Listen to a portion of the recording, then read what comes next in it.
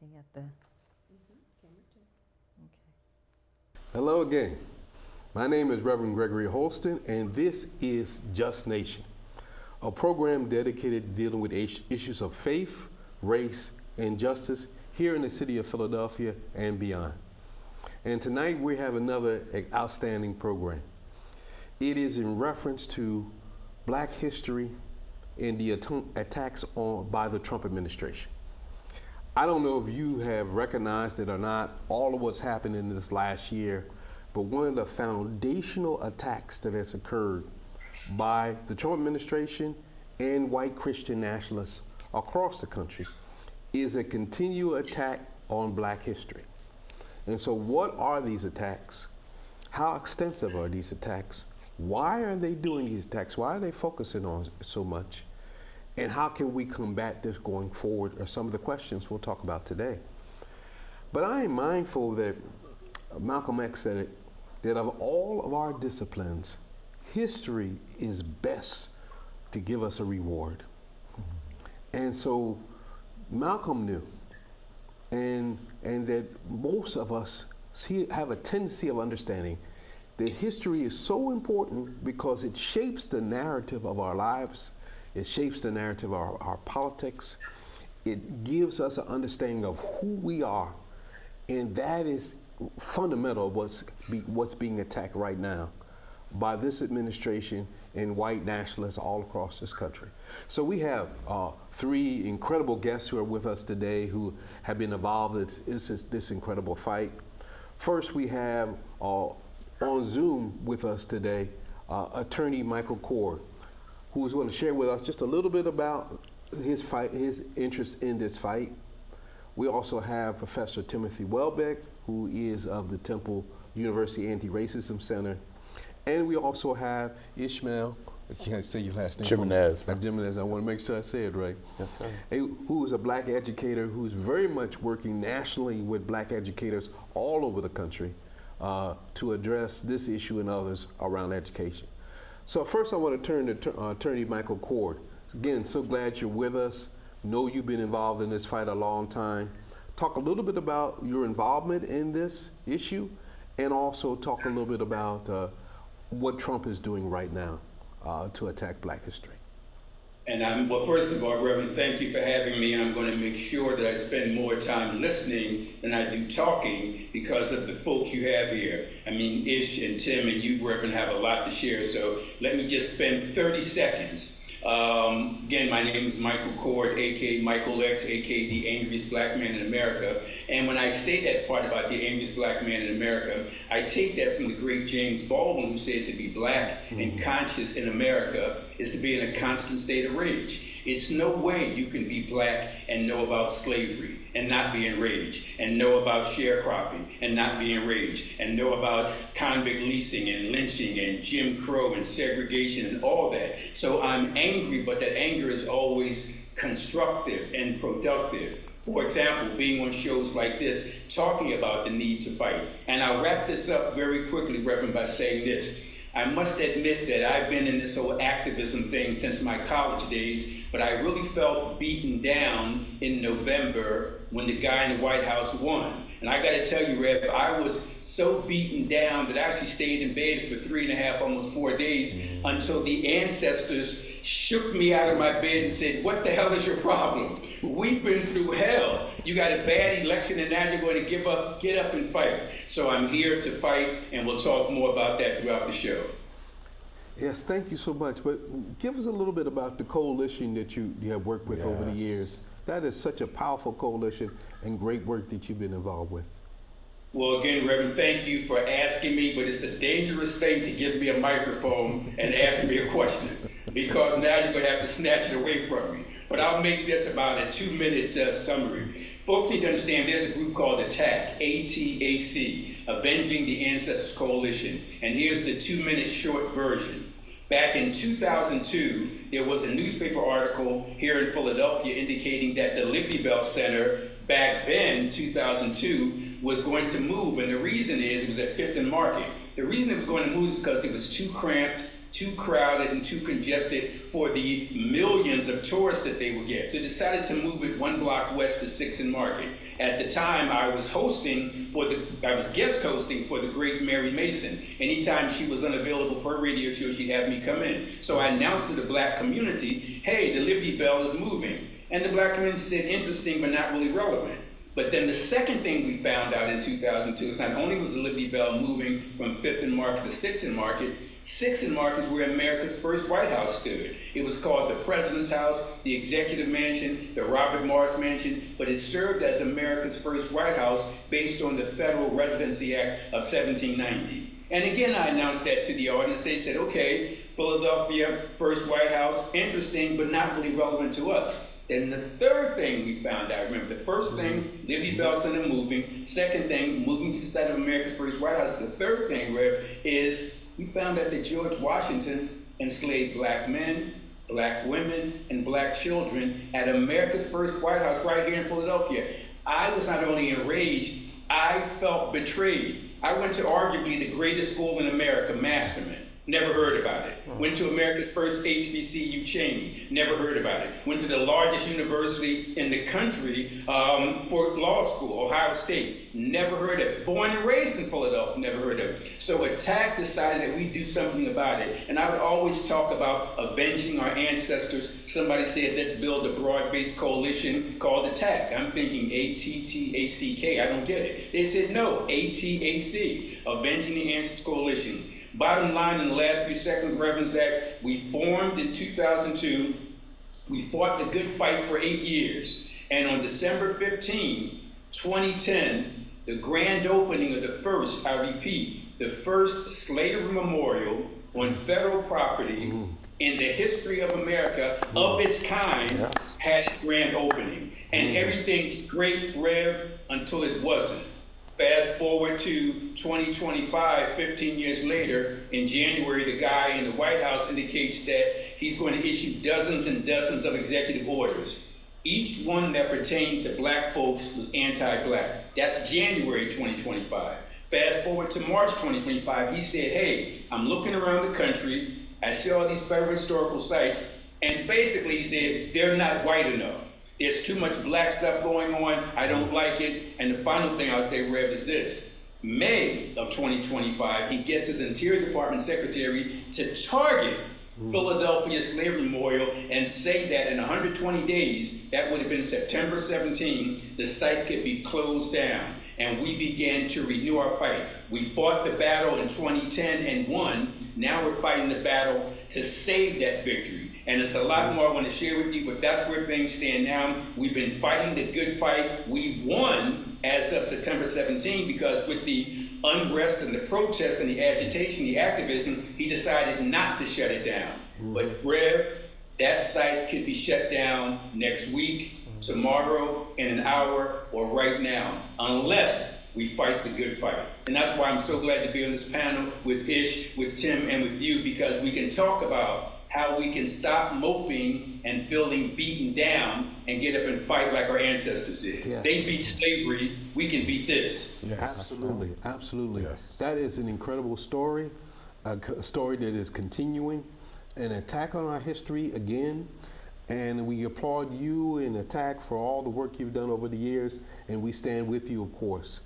So I'm gonna turn to Professor Welbeck a little bit here, kind of taking in what Attorney Cord said. That's clearly one of the attacks that has happened. One of the only slave memorials on federal ground here in the city of Philadelphia, established by black leadership to make that happen. And now we're doing everything possible to dismantle that so that people don't know the story of those slaves and how they lived and what our first president did to them to keep them enslaved. Absolutely. Can you talk about that and then give us a broader context about these kinds of attacks and how they're happening across the country? Certainly. Michael, thanks for just the work that you do and also for sharing the story that you did. I think it's emblematic of the broader struggle. Just like Reverend Holston said, this fight to erase the horrors that were propagated amongst our people, that we were forced to endure, to be turned into property, and to not only be turned into property, but for that to happen in the nation's first capital, and then to try to erase that story, I think is a broader indication of what's been happening with this administration as it relates to trying to erase our history.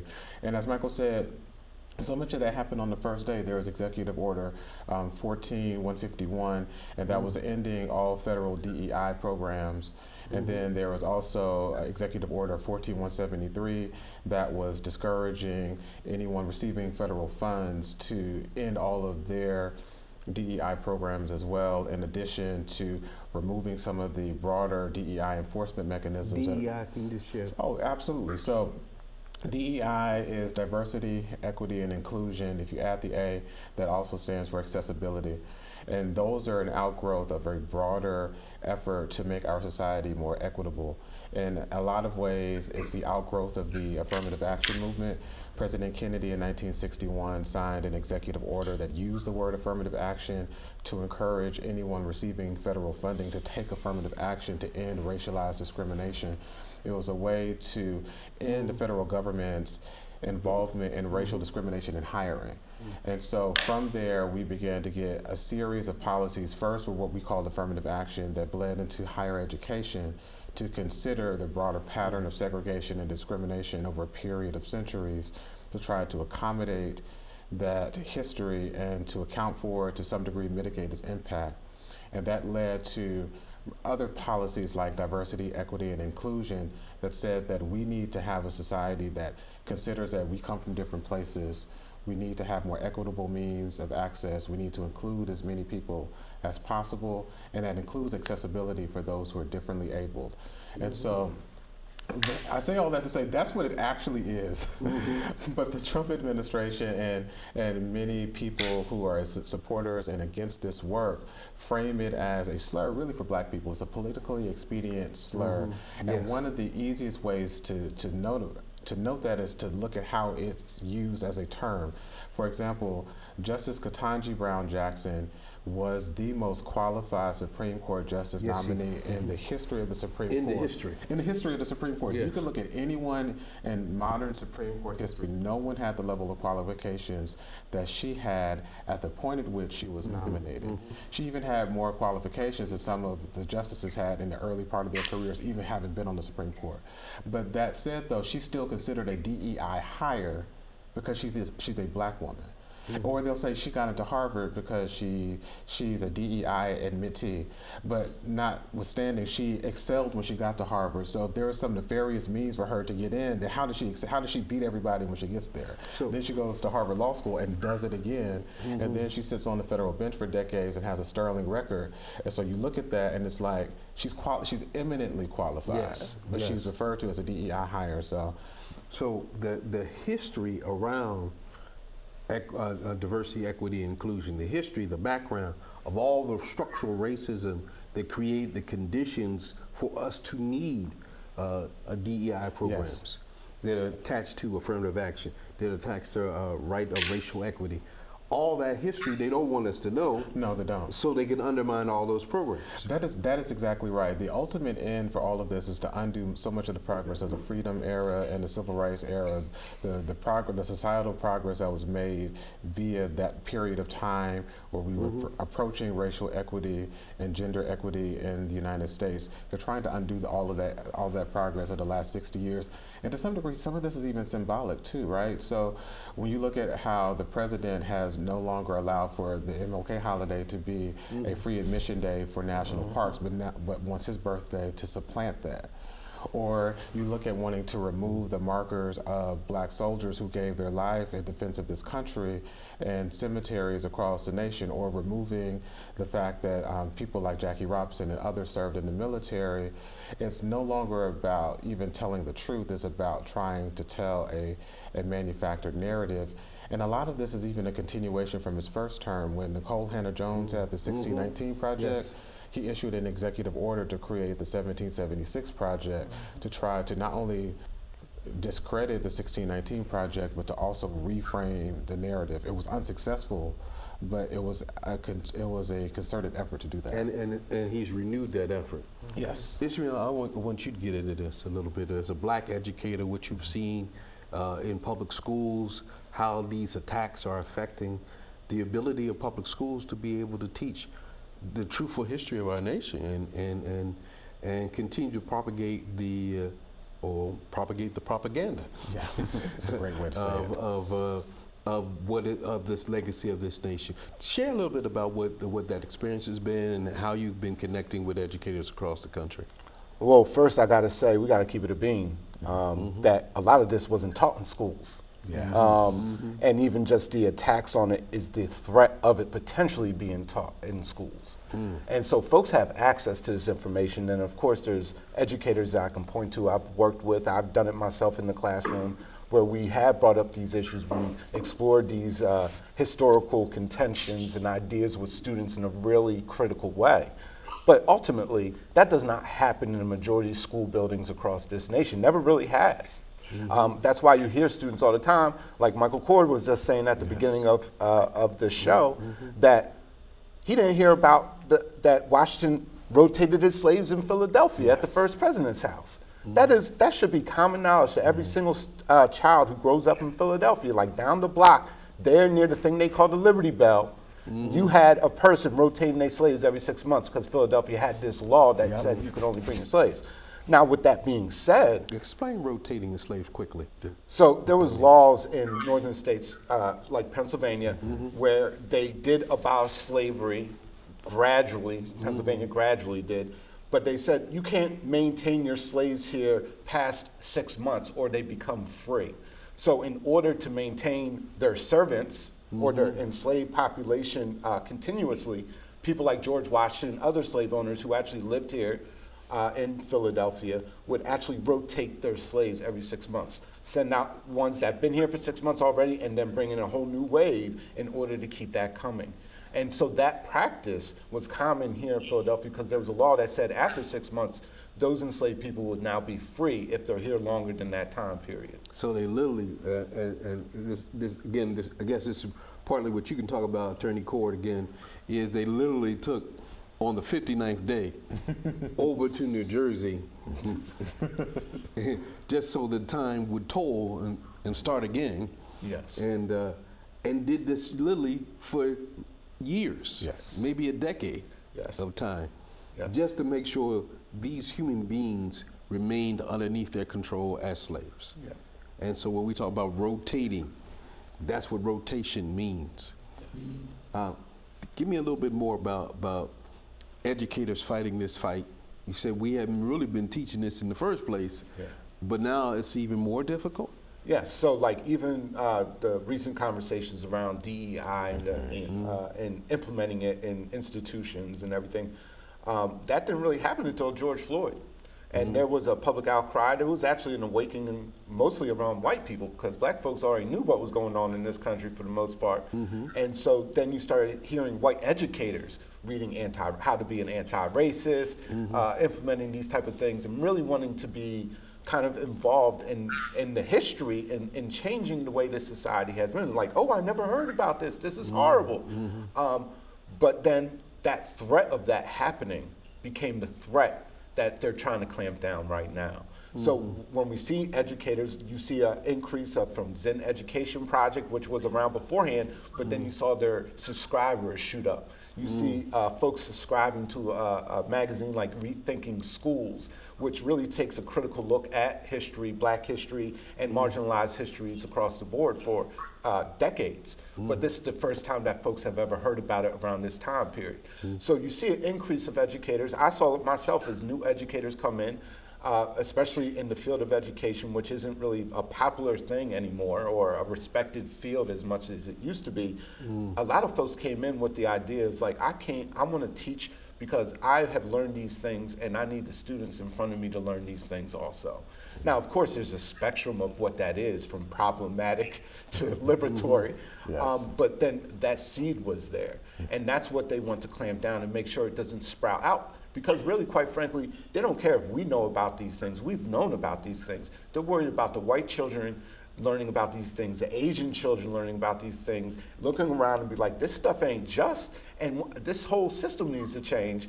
And, you know, we see this with the awakening in the 60s and the 70s. They also clamped down on that. We can't forget about making America great again under Reagan, which was his rallying cry in Philadelphia, Mississippi in 1981, 16 years after the killing of those people.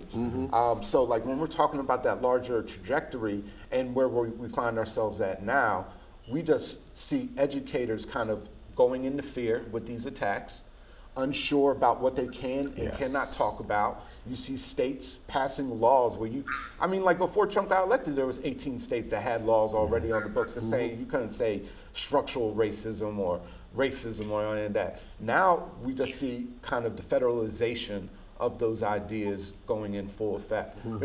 There's a reason why Trump called the law that is the rationale to attack the slave memorial in Philadelphia, the Restoring Truth and Sanity to American History executive order, because it is a straight Orwellian concept. It's flipping it on its head. Because I want you to make sure I want you to explain that for our audience. When you say Orwellian concept, what is that? Well, George Orwell was a famous British writer back in the day, in the 1940s, late 30s, late 40s, and he wrote a book called 1984. And in the book, it's a dystopian novel about a future where an authoritarian government is there, but it's not just the authoritarianism he was referring to when we say Orwellian. It's the distortion of reality in a certain narrative of the state. And when we say Orwellian, it's tapping into that kind of idea of they're trying to distort the reality. So even if it's right in front of your face, folks be like, oh, that's not true. What is true is George Washington fought for all people to have freedom, and it doesn't matter that he owned slaves. All the narratives that go along with that. So what is being said as the truth and restoring sanity is actually a lie and restoring insanity. Yeah, make America great again. That's what's called Orwellian concept. Absolutely. Whatever is being said, exactly the opposite is what's being done. Yes. The power of history and literature is understanding rhythms and patterns that you see in society. And when you understand the history, you see the patterns repeating themselves. That's why the power of the statement, those who don't know their history are doomed to repeat it. Because it's like a river, it's like a flow to it. The great book, I'm forgetting the great author right now, about the book about the rivers, but the concept was that, that like a river flows, that's what history does. And you can see the currents and see the flows, and it's similar in different places. And if you get the rhythm of it, you see the patterns repeating themselves, and then you know what to do because of those patterns. You talking about the Don Rowe doctrine? Yeah. Sorry. And so that's that power of understanding history is what they're afraid of, because they're running the same game and don't want you to know they're running the same game, and you won't know they're running the same game if you don't know the history. Sir. Absolutely. So one of the questions we've been talking about is, what is the purpose behind these attacks? And Attorney Corey, why don't you talk a little bit more about that? The purpose. We kind of just shared a little bit here about that attacking history is making sure that people don't understand, so that the attacks that are present. Understanding history is not about the past, or as much about the past as it is about the present and the future, because these patterns continually repeat themselves. Why don't you share a little bit more about the purpose of these attacks? I got to tell you, brother, let me start by saying you and Brother Ish are taking me down the George Orwell 1984 rabbit hole. Because before you both begin to talk, and that's why they say great minds think alike, there's a classic line in George Orwell's 1984, a number of them, but the one that resonates with me is, quote, and I'm going to say it twice so the viewers can get it. Here's what he wrote. Who controls the past controls the future. Who controls the present controls the past. And I want to repeat that so people can understand how profound that is. Who controls the past controls the future. Who controls the present controls the past. You know, I used to think that 1984 was a fictional film. I realize now it's a documentary. That's exactly what it is. Because it's so real that it's frightening. They actually have in 1984 something called the Ministry of Truth, which came up with names like Restoring Truth and Sanity, the very same kind of thing, and it's frightening. I gotta tell you, if it weren't for me knowing the hell that my ancestors went through and how they beat it, I'd really kind of throw in a towel right now. I'd say, okay, they got the ultimate power, they beat us, we're done. But as bad as all of this is, it pales in comparison to the hell that our ancestors went through. So we have to take a page or pages out of their book and then continue to fight. Having said that, let me quickly give you my view on the purpose. And of course, I want to hear from the good doctor and from Ish and from you, Rev. The purpose is to maintain white supremacy. Now, when I say white supremacy, I want to be clear.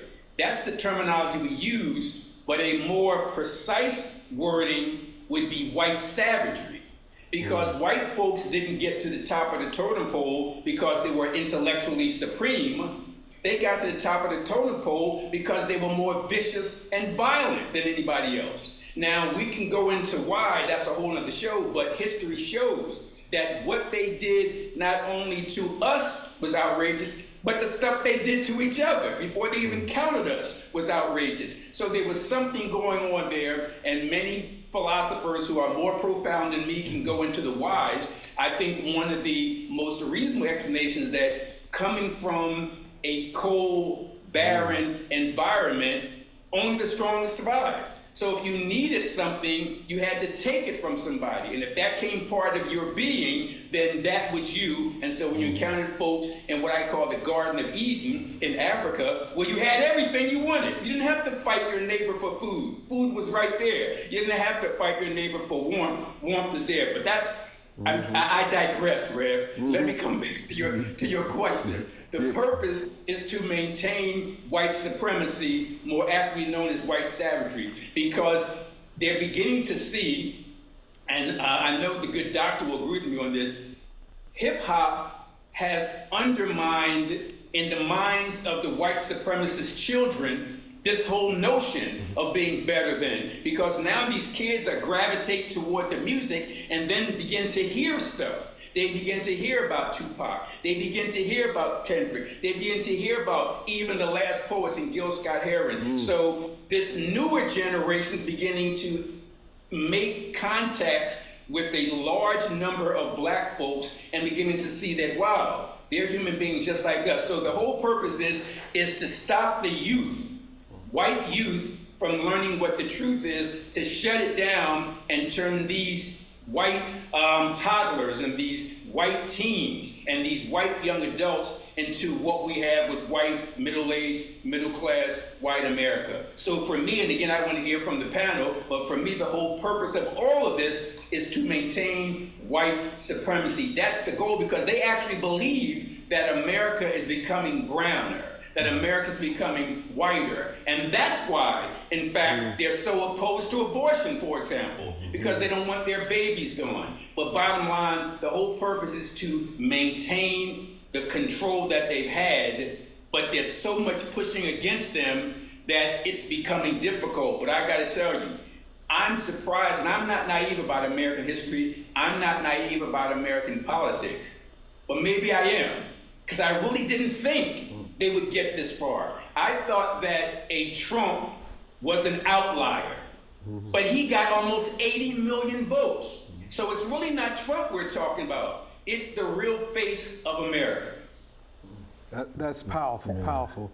I'm gonna turn to Professor Welbeck a little bit to respond, but I do want to say when I saw young white people, particularly young white women, in many of the George Floyd marches, actually placing their bodies in front of black people and telling the police, you have to go through my body because this is my brother.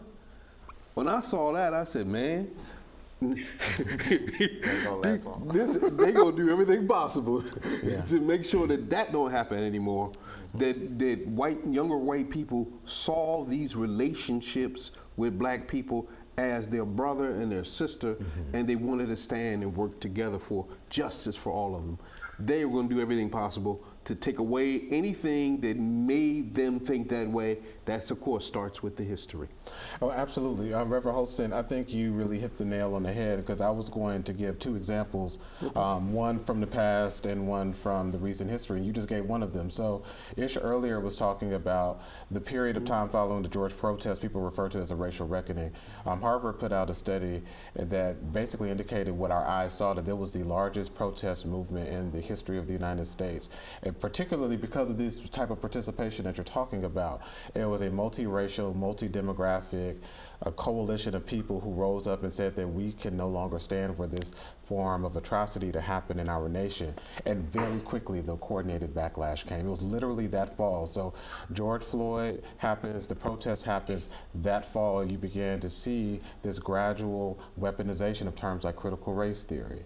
And then that turns into the weaponization of woke, a black colloquialism we've been using for 100 years or so. And then that turns into the weaponization of DEI.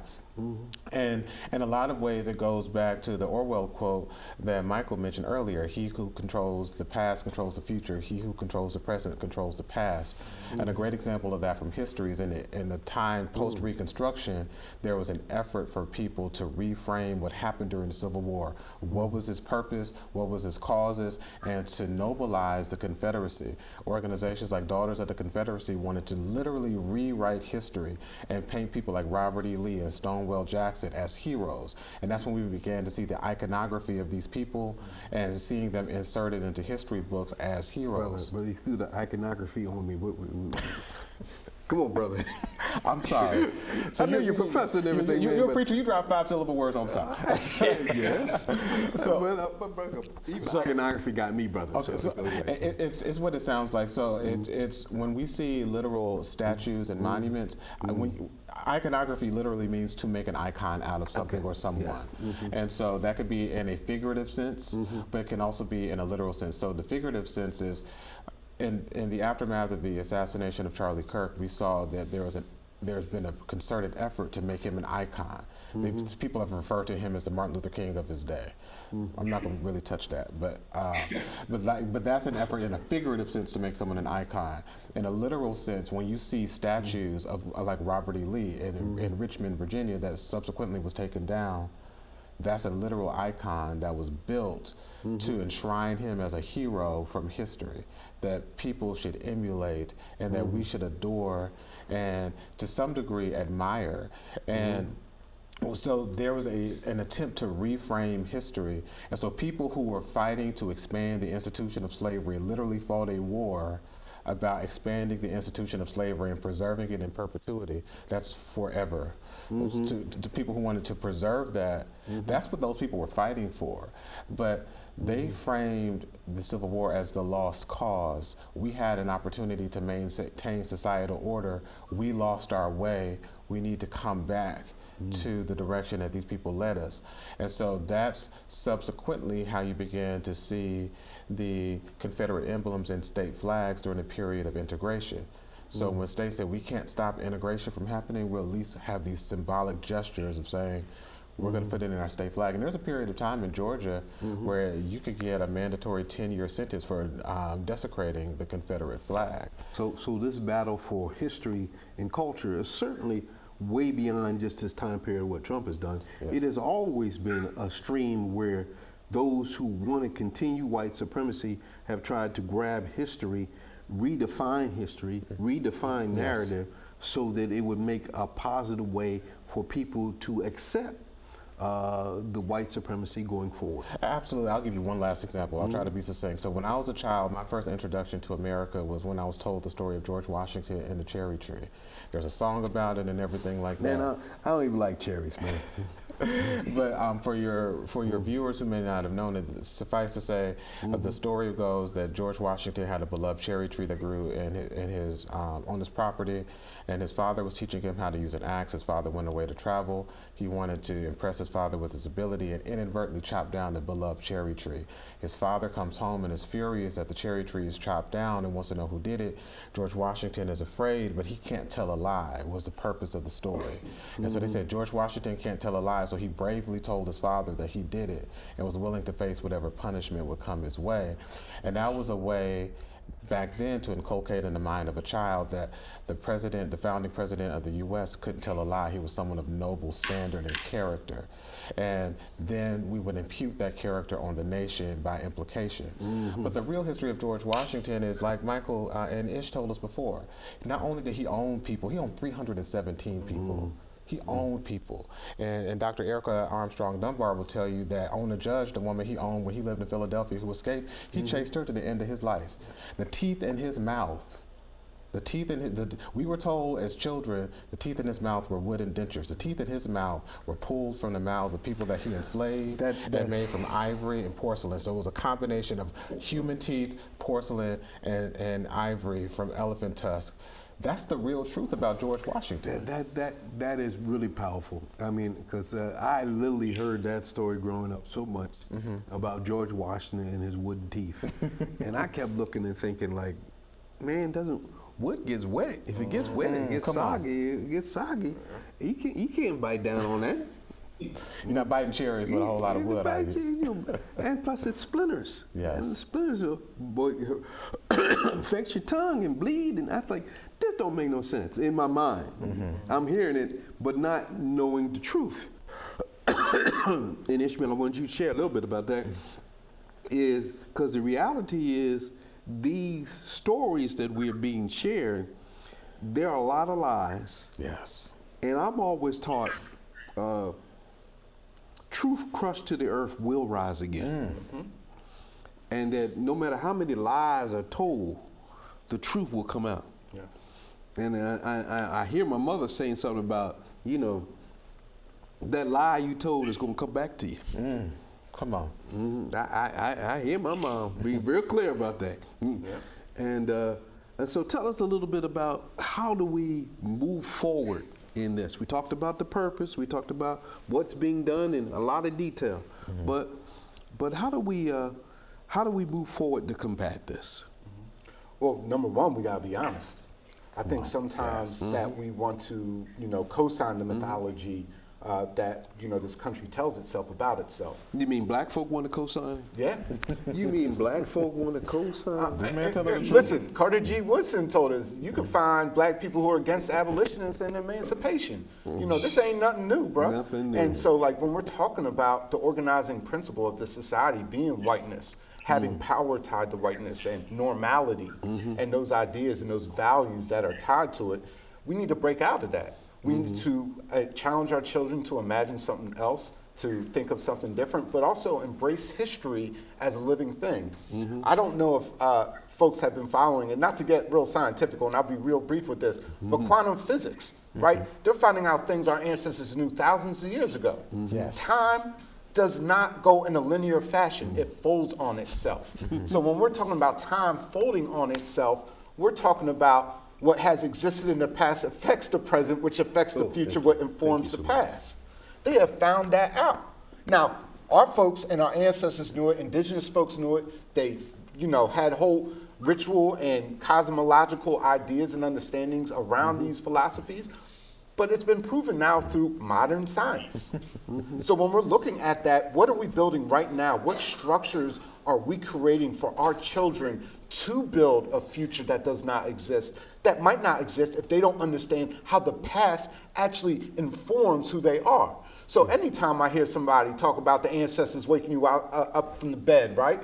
Or somebody talking about being inspired by that and how our folks have been through that, that is what we need to emphasize. We need not to, the author Michael Harriot has said, if you want to study white history, you start up with slavery, right? If you want to know about Our folk, you need to start from the very beginning of humanity. Yes. And that story and that whole line needs to be shifted in order for us to imagine a future that does not exist and create a present that right now we need to be much more clearer in.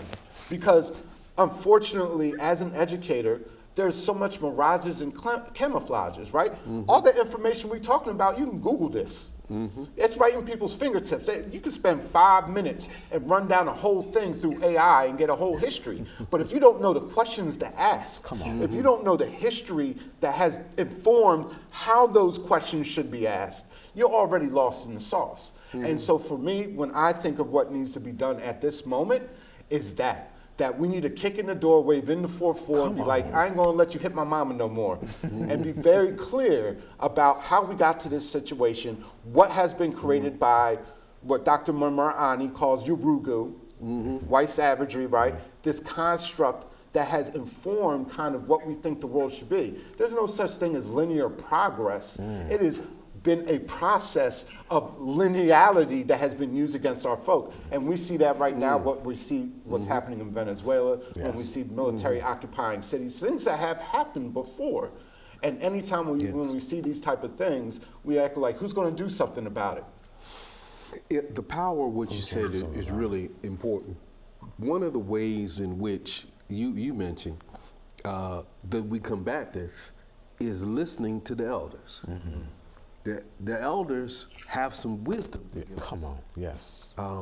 So when the elders used to say to me, I'm not late, the time will come back around again. Didn't know that they were speaking science. Didn't know they were speaking quantum physics to me. I didn't really understand what they were saying, but they understood intuitively the time was not linear, that it was circular. And it'll come back around. So I'm not late. Because on the circle, I may be early. Listen, we already won. They just haven't caught up yet. That part. Yeah, and so there's some science in us that we're not really tuning into, that's in our being and in our person. As my wife is sharing with our children who are now having our grandchildren about some things that her mother told her. There's some wisdom there that has nothing to do with medical science. The doctors don't really know. They've been handed down from generation to generation. This is what you do when the child does this and does that. That we don't honor or appreciate as valuable because it's not a part of this white supremacist structure. That the more we honor these kinds of wisdom that is given, the more we honor ourselves, the more we get the history that's already in us. I'll give you one more point. My father said over and over to me, and I would say, no, Dad, that's not right. He said, son, our people were never enslaved. And I was like, what you mean? I'm telling you, our people were never enslaved. We were here already. Now I find out from incredible history from Ida Van Sertima and others who show this link of Africans coming over to the New World, or so-called New World, years before Columbus or anybody else came, that there was probably a legacy of black folk that may be part of my family that never were enslaved, but were already here. So I'm saying there's so much of our history that's been distorted that we don't honor some of the things that come out of our own families, our own statements. And I don't mean to go on and on about that, but I think one of the ways we combat it is honoring our elders and listening to what they actually are saying. Absolutely. Attorney Cord, I want you to pick up on that point if you could. Absolutely. First, let me say I'm listening to you scholars, cite scholars for the statements you're making, but the most profound statement came from, I thought, one of the most intellectually profound statements came from Brother Ish when he cited the scholar Christopher Wallace talking about kicking the door, waving the 4-4. For me, that says it all. In fact, maybe that's what we should do. We should combine those lyrics with Nat Turner in 2025, and then all our problems will be resolved. But having said that, I'll move on. I just love this conversation because it's not only talking about the problems, it's also proposing some solutions. And that's what I want to say now, Rev, in regard to the question you posed. But one of the other things I want to say before that is, it's interesting because we see what's going on. And some people say that history repeats itself. One wise person said, no, it doesn't repeat itself, but it does rhyme. And I agree that it does rhyme. Let's look at, for example, Reconstruction. We always talk about Reconstruction beginning in 1865, right after the 13th Amendment, and we think that was it. Black folks got everything right legislatively, but no, because Reconstruction, believe it or not, only had an effect for maybe 2, 3, possibly 4 years. Well, what happened next? Well, the pushback was next, the redemption era. And the redemption era lasted for maybe 15, almost 20 years. And that means for every one step Reconstruction took going forward, redemption took 5 back. It was horrific. And I think a prime example of how horrible it was convict leasing. Yes. There's this guy named Doug Blackman who wrote a book called Worse Than Slavery. And you say to yourself, what could be worse than slavery? Well, the argument can be, and it's a persuasive one, that convict leasing, because at least, as warped as this sounds, at least during slavery, the so-called slave owners, and I hesitate to use the word slave because we weren't slaves as things, we were enslaved human beings, and they weren't owners. They just had guns that we didn't have. But for the sake of this discussion, when we look at what happened during slavery, those so-called slave owners would buy us as property. So when you buy property, you buy anything, a chair, a table, a car, you tend to take care of it, not because you like it, because it has some financial value to you. But during convict leasing, there was no value.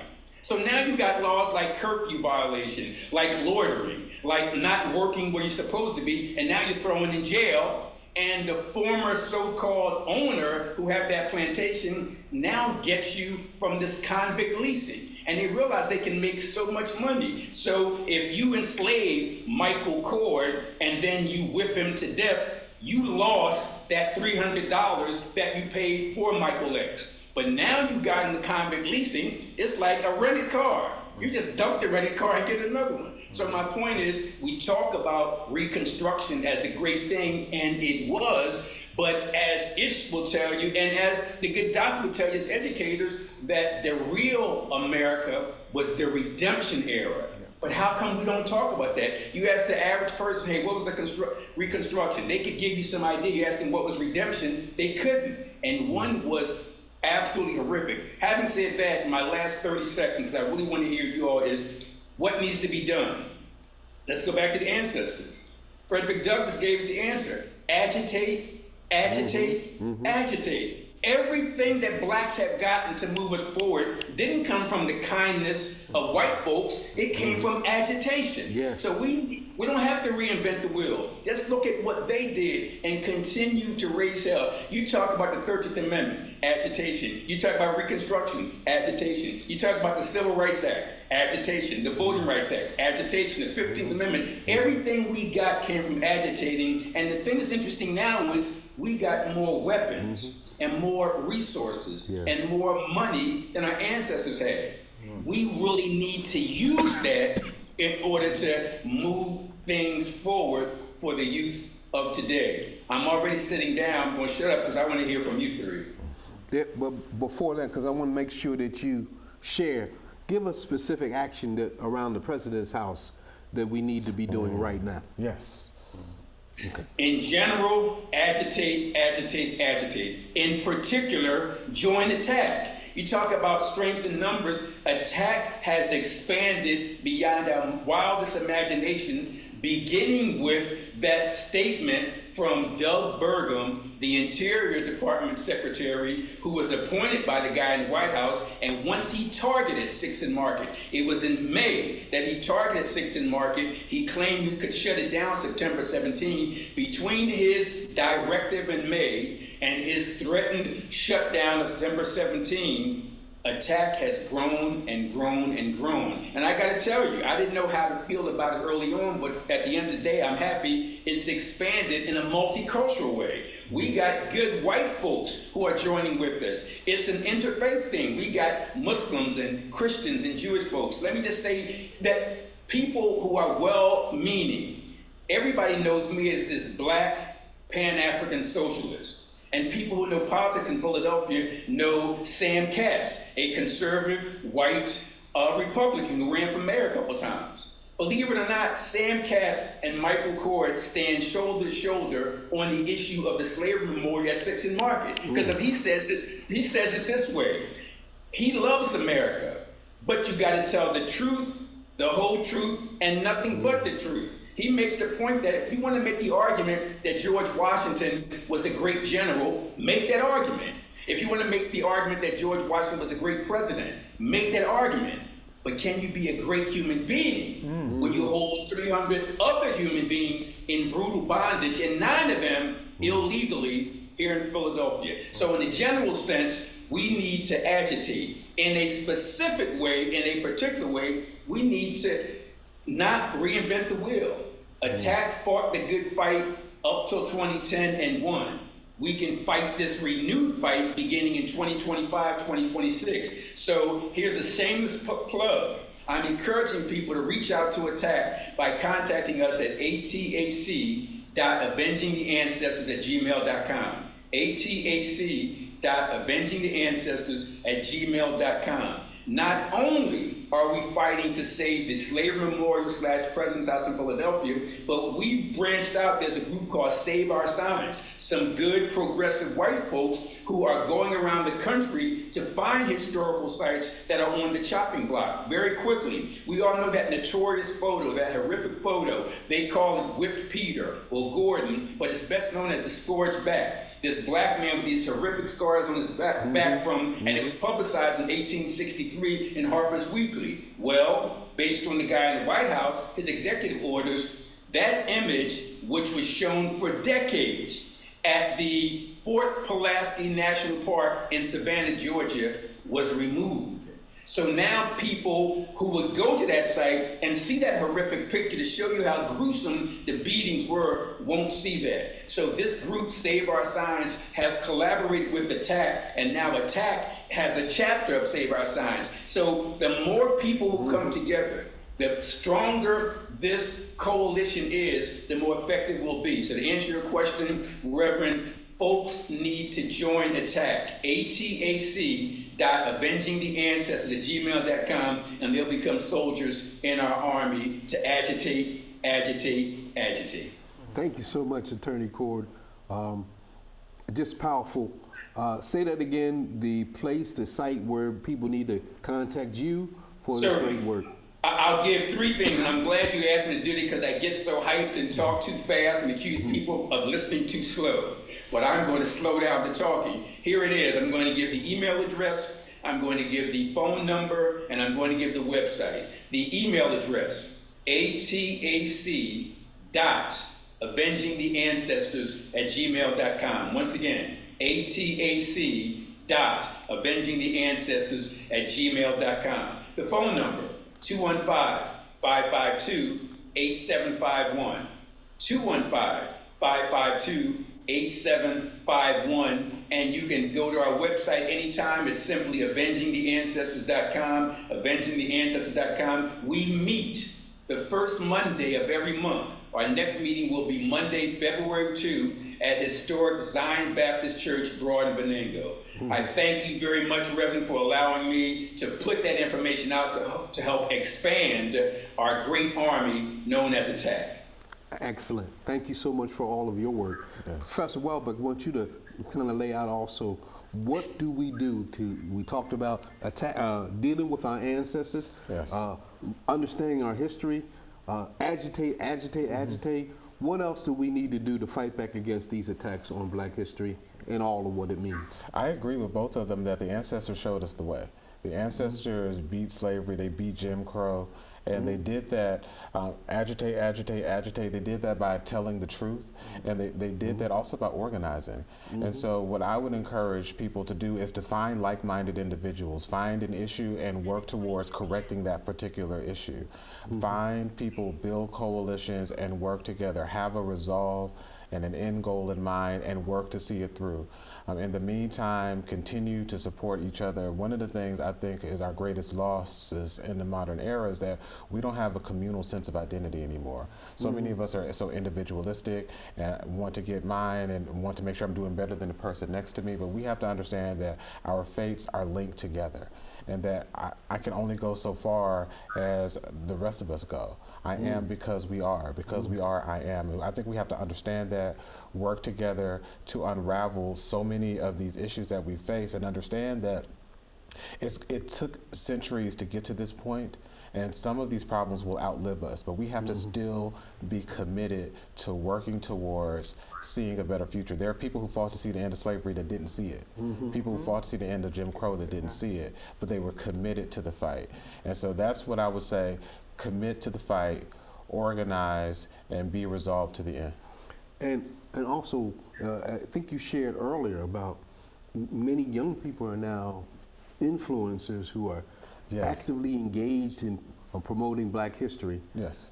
Tell us a little bit about that. Sure. So off camera, right before we got started, I was telling you all that I'm pleasantly surprised that the streamer iShowSpeed, or Speeds, people call him, is doing a Pan-African tour right now. I think he's touring 46 countries in 45 days, and in real time is dispelling centuries-old myths about Africa and his inadequacies. He's dispelling all of these myths for his audience of millions of young people around the world, and in so many ways is showing young people this Pan-African vision that people like Garvey and others talked about for centuries. This idea that Nkrumah talked about: I'm not African because I was born in Africa, but because Africa was born in me. And so he's in places like South Africa and Botswana and other places. He's seeing people who look like him, who carry themselves like him, and learning about the culture, learning about the history, learning about the civilization, and seeing the humanity in them, but also seeing himself in them. In a lot of ways, it reminds me of Kendrick Lamar when he went to South Africa for the first time. He talks about this on a song, How Much a Dollar Cost, on his album To Pimp a Butterfly, how that experience shifted his view, seeing a little boy who looked like him. Actually, he talks about that in Mama, but he talks about an encounter that he had with a man at a gas station and how much a dollar costs. But I say that to say, we're seeing young people beginning to wake up in part, and using and leveraging their influence, even in unintended ways. And using the culture. Using social media. Exactly. So like, I learned about iShowSpeed because I have teenage children. So like, they're his target demographic. So they were telling me about this kid who was doing goofy things, and now he is becoming the face of Pan-Africanism before our eyes, just in part because he had the presence of mind to go back home and take his audience along with them. Excellent, excellent.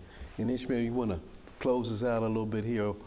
You work with young people so much around Black history, and so we've targeted the truth, as you said earlier. We're targeting agitate. We're now targeting moving the culture, as these people are moving the culture to really claim their Black history. You want to add to that at all?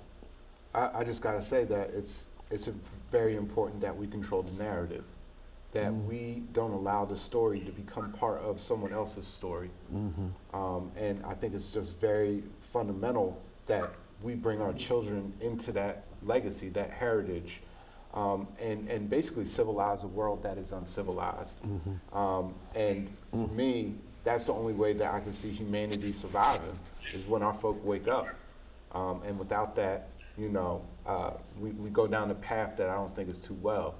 But I'm very encouraged when I hear about streamers doing that type of work. I'm very encouraged when I see the work Michael's doing. Really, like, I don't care what they're saying. We're going to agitate all these people. You know, and we need more people like that to have spines. Because when you don't have a spine, you're real easy to bend over. Absolutely, absolutely. So we're so thankful for this conversation. Thank you all for being present for this conversation. It's been a wonderful time to really have this conversation during Black History Month, as this program airs during Black History Month. So we say to all of you that we can win this battle. All of these attacks that are happening from the Trump administration, they're like dust. Brush it off your shoulder. And let's keep moving, telling our story to our people, making sure that our families know this Black history. And this Black history, by knowing it, will transform, as you say, civilize the uncivilized. That's right. because that's what our story is. Thanks so much again for joining us on Just Nation. We'll see you back here again real soon.